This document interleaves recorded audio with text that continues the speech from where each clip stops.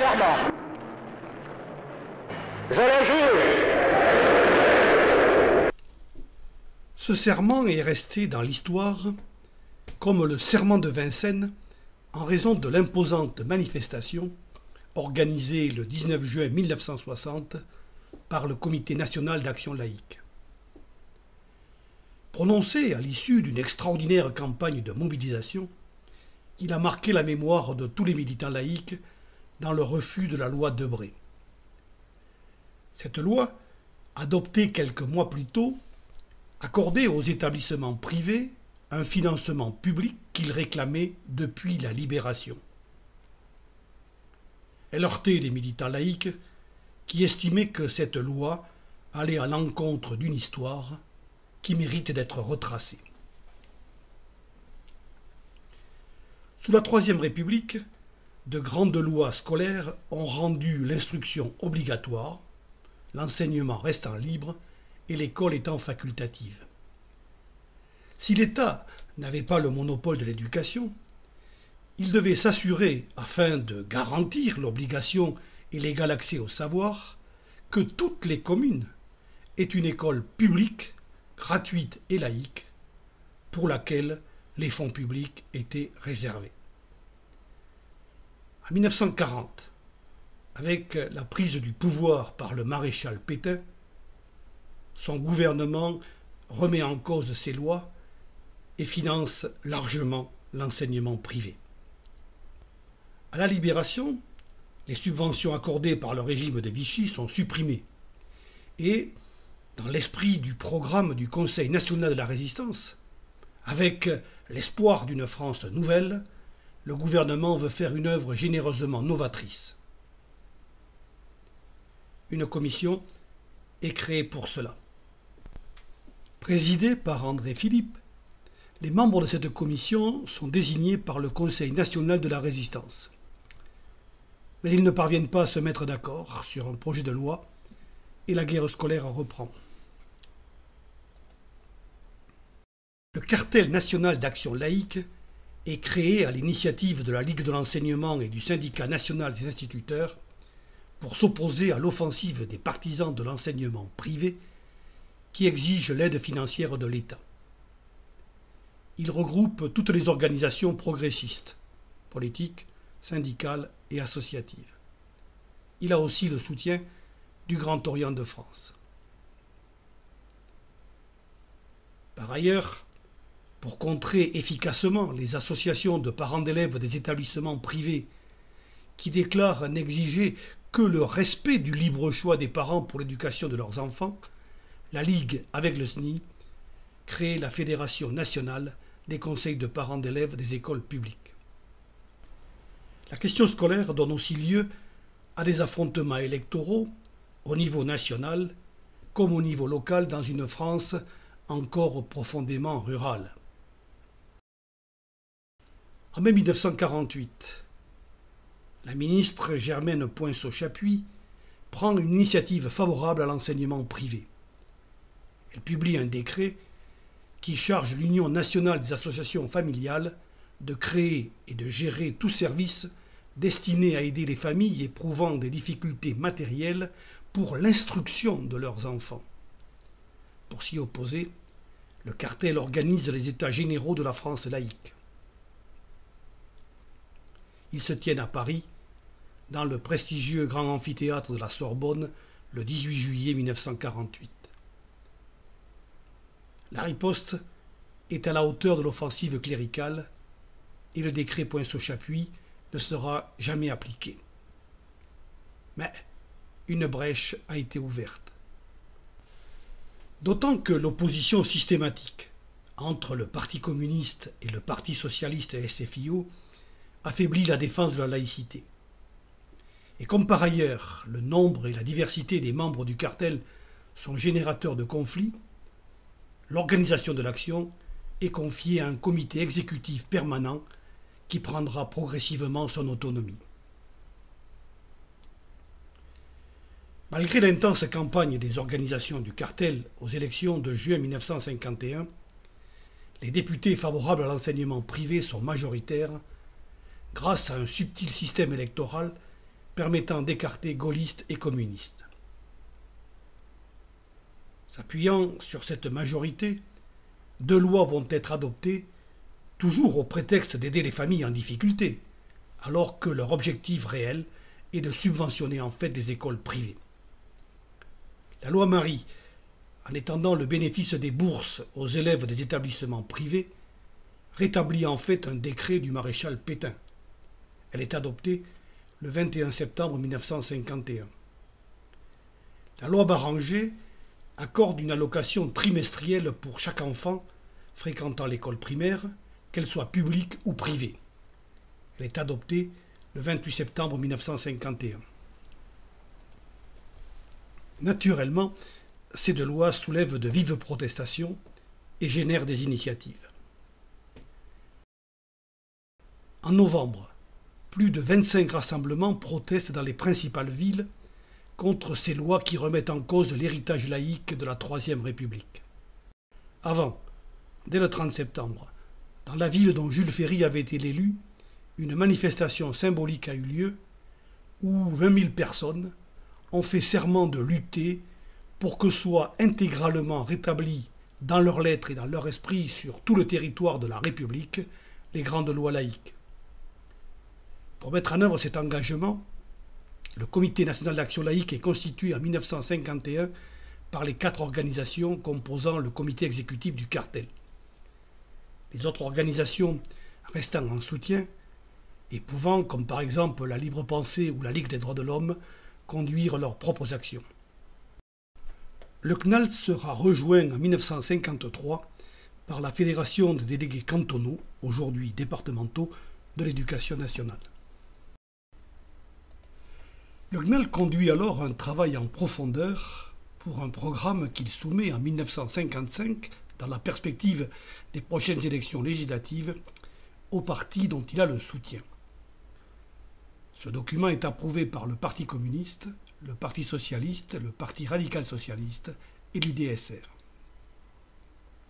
Fort de cet appui, le CNAL lance une grande campagne en direction de l'opinion afin d'amener les électrices et électeurs à voter laïque. Il appelle les comités départementaux à faire connaître l'opinion de personnalités influentes qu'il a contactées et parallèlement, chaque organisation du CNAL demande à ses adhérents de faire leur travail de militants laïcs avec résolution, obstination et habileté. Les élections du 2 janvier 1956 amènent à l'Assemblée nationale une majorité de députés favorables à l'école laïque. Aussi, de grands espoirs sont fondés sur le gouvernement du Front républicain. D'ailleurs, dès la fin de janvier, 3 propositions de loi demandent de réserver les fonds publics à l'enseignement public et de faire respecter l'article 2 de la loi de 1905 sur la séparation des églises et de l'État. Mais le gouvernement a de grosses difficultés avec la situation algérienne et le débat sur l'abrogation des lois Marie-Barranger au Parlement est à plusieurs reprises renvoyé. Le rapport de la Commission éducation nationale n'est présenté que le 8 novembre. Et au prétexte du contexte international marqué par l'expédition de Suez et l'intervention soviétique en Hongrie, le débat est une nouvelle fois différé. Il n'aura jamais lieu. C'est René Billière qui se voit officiellement chargé par les parlementaires d'intégrer la solution à la question de l'enseignement privé dans son projet de réforme d'ensemble de l'enseignement. Mais c'est une autre forme d'enterrement, car son projet, déposé le 1er août 1956, est muet sur le sujet et il reste bloqué par la Commission de l'éducation nationale en raison des positions contradictoires qu'il rencontre. Ce projet s'inspire des initiatives réformatrices antérieures de Jean Zay sous le Front populaire et de la commission Langevin-Wallon constituée à la Libération. Il propose pour la première fois de prolonger l'action de l'école par une éducation postscholaire et permanente. Mais il se heurte à la fois aux dissensions au sein de la gauche, à l'enseignement privé catholique qui craignait de ne pas remplir les conditions requises pour l'ouverture des écoles moyennes, mais aussi aux divergences entre le SNI et le SNES. Le rassemblement du CNAL à Alfortville en mars 1958, laissent espérer une relance efficace. Mais le 13 mai à Alger entraîne l'effondrement de la 4ème République. Avec le retour au pouvoir du général de Gaulle, les élections législatives qui suivent en novembre sont un immense succès pour les partisans de l'enseignement privé. Et Boscary Monsservin peut affirmer que plus des 3/4 des députés sont membres de l'association parlementaire pour la liberté de l'enseignement. Le nouveau Premier ministre Michel Debré intègre sous leur pression les rapports de l'État et des établissements privés dans sa déclaration programme le 16 janvier 1959. Michel Debré ne veut pas d'un financement global à l'enseignement privé qui serait selon lui un retour au régime de Vichy.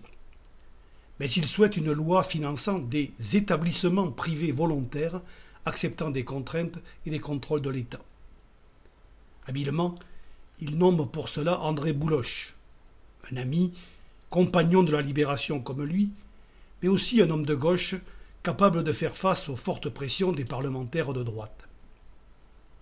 Partageant les positions de Michel Debré, André Bouloche s'inspire d'un projet issu de négociations restées secrètes entre des émissaires du gouvernement de Guy Mollet avec le Vatican en 1957. Mais le général de Gaulle refuse que la question de l'école française soit négociée avec un État étranger, fût-il le Vatican. Les nombreuses oppositions, à droite comme à gauche, rencontrées par Bouloche, empêchent le projet de loi d'aboutir avant la fin de la session parlementaire. Mais le général de Gaulle ne veut pas de la démission d'André Bouloche. Il décide qu'une commission présidée par Pierre-Olivier Lapie soit constituée.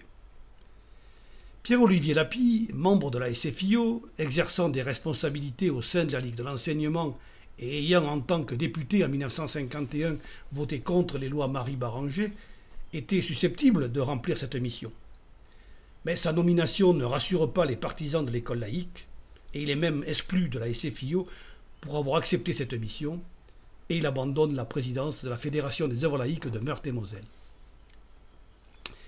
Ces propositions sont reprises par le Premier ministre et le ministre de l'Éducation nationale, qui s'accordent sur un financement des établissements privés dépendant de la nature des engagements vis-à-vis de l'État pris par chaque établissement volontaire. Le financement varie selon la nature des contrats souscrits. La signature d'un contrat simple est assez peu contraignante, tandis que celle d'un contrat d'association est plus avantageuse financièrement, mais fixe des contraintes précises. Et le CNAL, ayant connaissance de ces divergences, y compris au sein du gouvernement, compte influer favorablement en organisant de multiples réunions et des meetings rassemblant fin novembre et début décembre, au total plus de 1 million de personnes.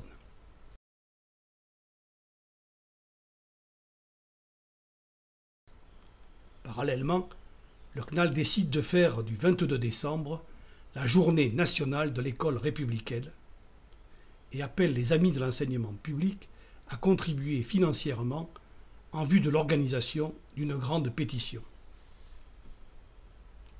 C'est ce 22 décembre, à la veille de l'examen du projet de loi par l'Assemblée nationale, qu'un Conseil des ministres houleux adopte le projet de loi. Et comme Michel Debré avait fini par accepter la généralisation des contrats simples et qu'au dernier moment, un amendement parlementaire qui renforçait et mettait en valeur le respect du caractère propre des établissements privés était voté, André Bouloche démissionne. C'est donc Michel Debré lui-même qui défend le projet le lendemain à l'Assemblée. La loi est adoptée à une très large majorité dans les deux assemblées et elle est promulguée le 31 décembre 1959. Dans les jours qui suivent, Michel Debré met fermement en garde la hiérarchie catholique devant les désaccords des directeurs des établissements privés. Après la déclaration des cardinaux et archevêques, tout rentre dans l'ordre et les chefs d'établissement vont s'accommoder de la nouvelle loi. Ceux du secondaire acceptent le contrat d'association. Le texte de la pétition, décidé par le CNAL, soumis à plusieurs organisations politiques, syndicales, associatives et philosophiques à la fin de l'année 1959, est rendu public lors d'une conférence de presse avec la liste des organisations signataires.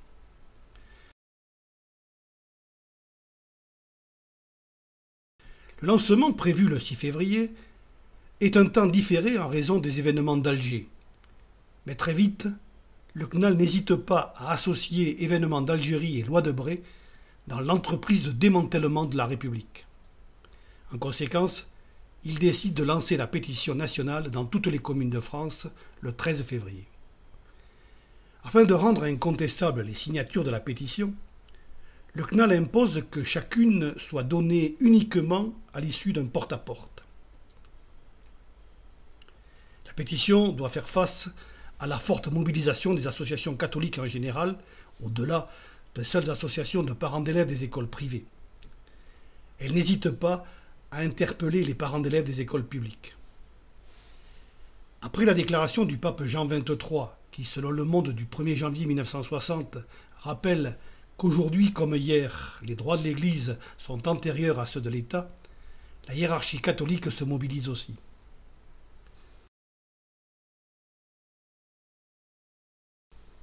Cette campagne hostile a peu d'effet. Dès le 19 février, l'école libératrice déclare que le million de signatures est atteint. À la mi-mars, les signatures dépassent les 5 millions. Les listes de signatures étant certifiées au plan local et départemental, la clôture est prononcée le 21 mai sur le plan local et le 29 au niveau départemental. La journée nationale est fixée au 19 juin 1960. La date est choisie en référence à la fameuse pétition qui est à l'origine de l'école publique. C'est en effet le 19 juin 1872 que Jean Massé remit sa pétition à l'Assemblée nationale à Versailles. 25 000 délégués des départements apportent des signatures à Paris. L'enthousiasme est au rendez-vous, comme le souligne le commentaire de l'époque. À l'appel du Comité national d'action laïque, les délégués de la France entière, mandatés par les comités départementaux, se réunissent au Palais des Expositions de la Porte de Versailles. Ils viennent déposer solennellement les cahiers de pétition demandant l'abrogation de la loi scolaire du 31 décembre 1959. C'est aujourd'hui l'épilogue de la campagne ouverte le 13 février par le Comité national d'action laïque pour démontrer que cette loi, votée par le Parlement, voulue par le gouvernement sous la pression des partisans de l'enseignement privé, va contre les sentiments profonds de l'immense majorité de la population, fermement attachée à la législation scolaire républicaine. Ils sont là 20 000 délégués, hommes et femmes venus de partout, représentant toutes les catégories sociales de la nation. Pour eux, cette journée qu'ils attendaient depuis longtemps constitue le témoignage de leur indiscutable succès. Ils ne connaissent pas encore exactement le résultat définitif qui sera proclamé tout à l'heure, mais ils savent déjà qu'il dépasse toutes les espérances.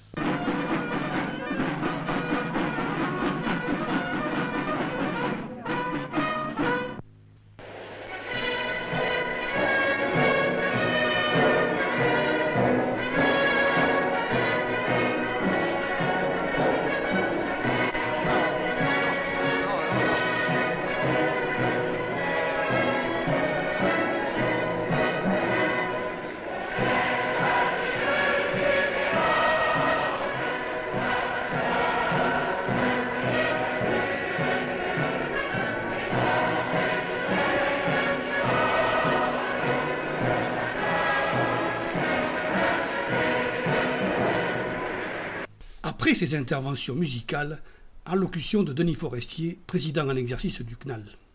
Notre Assemblée nationale d'aujourd'hui est à l'image de la France républicaine et laïque.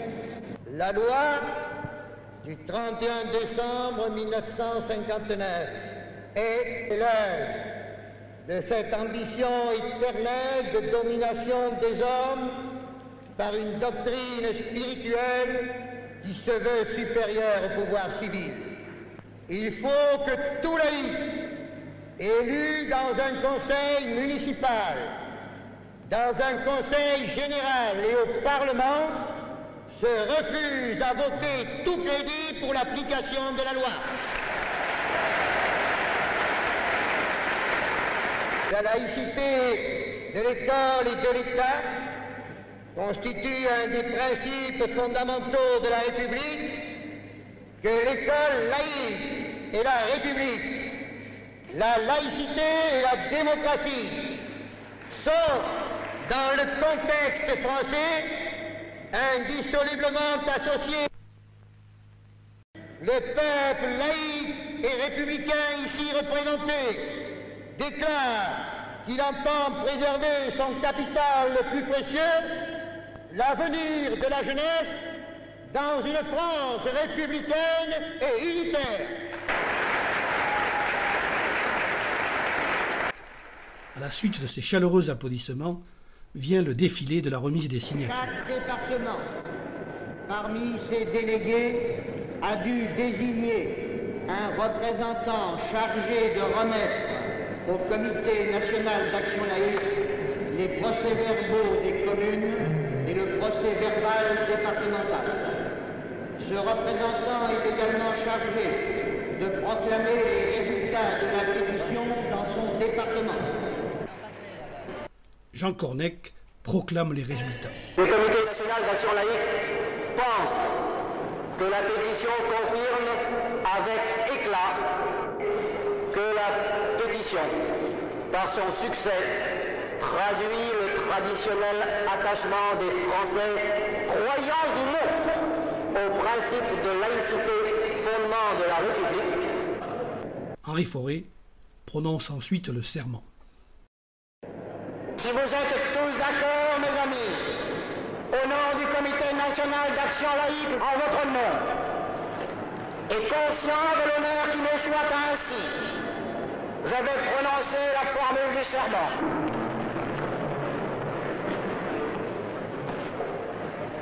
Nous, délégués des pétitionnaires, faisons le serment solennel. Je le jure.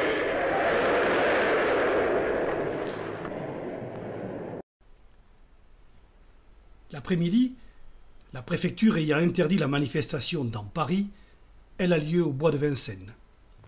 15 heures. Au bois de Vincennes, la pelouse de Reuilly est déjà noire d'une foule immense qui grossit sans cesse.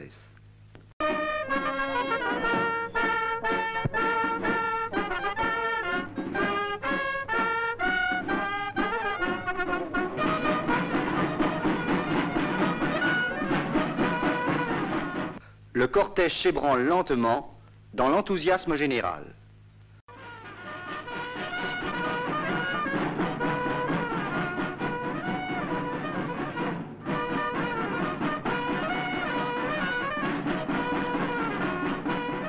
Par trains spéciaux, en convois routiers, en voitures particulières, les délégués des comités locaux, cantonaux, départementaux d'action laïque ont rejoint la capitale. Malgré la fatigue, malgré la chaleur, il n'y a pas de bousculade, pas le moindre désordre. Des hommes de bonne volonté, une grande camaraderie fraternelle. Partout, aussi loin que la vue s'étende sur la pelouse, sous les arbres ou en plein soleil, la masse des délégations d'où émergent les banderoles se confond avec la population parisienne de tout âge, venue participer elle aussi et témoigner.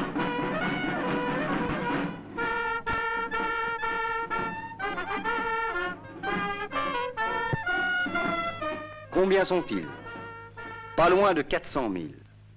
L'après-midi de Vincennes s'inscrit par son ampleur dans la grande tradition des manifestations républicaines.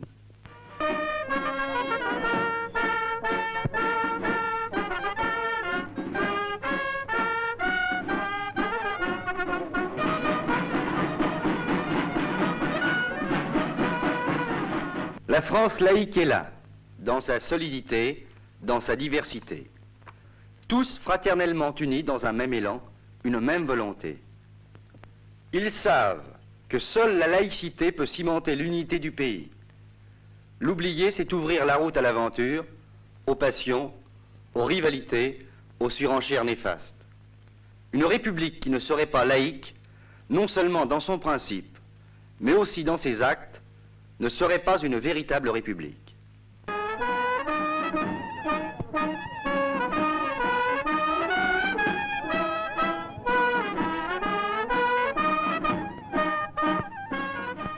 La nation s'incarne dans la plus belle et la plus généreuse de ses réalisations, l'école publique, qui est la seule et véritable école libre. Toute atteinte portée à l'école laïque, directement quand on lui refuse les crédits nécessaires, indirectement, mais aussi gravement, lorsqu'on aide un enseignement concurrent, est ressentie profondément par le pays qui, dans son immense majorité, lui a confié ses enfants. Sachant qu'ils représentent des millions de leurs semblables, tous ceux dont les signatures ont couvert les cahiers de pétition, ces hommes et ces femmes sont venus affirmer avec force leur attachement à l'école laïque. Pendant des heures, ils ont interminablement défilé, apportant par leur présence le tribut de leur foi dans la victoire future d'une grande et noble cause, celle de l'enfant. Nous rebâtirons la maison, qu'elle sera jolie, elle sera belle. Nous rebâtirons la maison, bien loin, les champignons. Oh oui, chantons comme l'ange joli, nous serons tournés. Cette impressionnante manifestation a donc corroboré le serment prononcé le matin au nom du CNAL au parc des expositions de la Porte de Versailles par Henri Fauré, le président de la Ligue de l'enseignement. Nous, délégués des pétitionnaires des communes de France, représentant 10 837 697 Françaises et Français, de toutes origines et de toutes opinions, ayant signé la protestation solennelle contre la loi scolaire de division du 31 décembre 1959, faisons le serment solennel de manifester en toutes circonstances et en tout lieu notre irréductible opposition à cette loi contraire à l'évolution historique de la nation, de lutter sans trêve et sans défaillance jusqu'à son abrogation et d'obtenir que l'effort scolaire de la République soit uniquement réservé à l'école de la nation, espoir de notre jeunesse. Je le jure.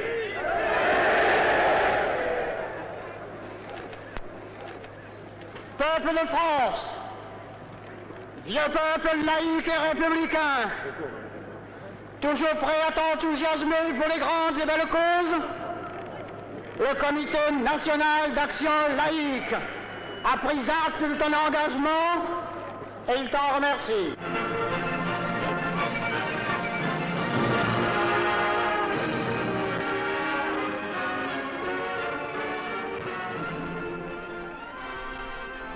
Malgré cette puissante mobilisation, la loi Debré est mise en œuvre.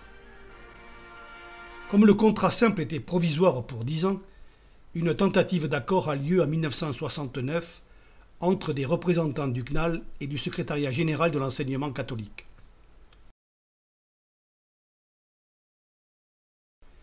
Elle aurait, semble-t-il, pu aboutir, mais le président de la République, Georges Pompidou, a personnellement tranché pour la prolongation du contrat simple sans limite de temps pour le primaire et jusqu'à 1980 pour le secondaire. La garantie du financement public sera même renforcée par la loi Germer en 1977. Mais en juin 1960, les militants laïcs enthousiastes étaient convaincus que cette loi serait abrogée dès le retour au pouvoir des partis politiques signataires du serment. D'où la cruelle désillusion quand, après la victoire de François Mitterrand à l'élection présidentielle de 1981, l'Union de la gauche, suite à une imposante manifestation des partisans de l'enseignement privé en 1984, n'honorera pas sa promesse d'un service public unifié et laïque de l'éducation nationale. 10 ans plus tard, la manifestation du 16 janvier 1994 a indiqué clairement, par son ampleur, que si l'opinion publique ne souhaite pas la remise en cause de la liberté de l'enseignement, elle refuse que ce soit au détriment de l'enseignement public. Le débat reste donc ouvert. Car la ségrégation sociale et culturelle que favorise le dualisme scolaire est aujourd'hui amplifiée par le double défi de la marchandisation de l'éducation et des difficultés que rencontrent les élèves qui n'ont pas la réussite scolaire en héritage. Pour l'école, comme en d'autres domaines, la question laïque reste indissociable de la question sociale. Aussi, est-il toujours nécessaire que les citoyens s'engagent et agissent pour trouver enfin les solutions, afin que l'école remplisse sa mission, pour que notre République soit réellement partout et pour tous, indivisible, laïque, démocratique et sociale.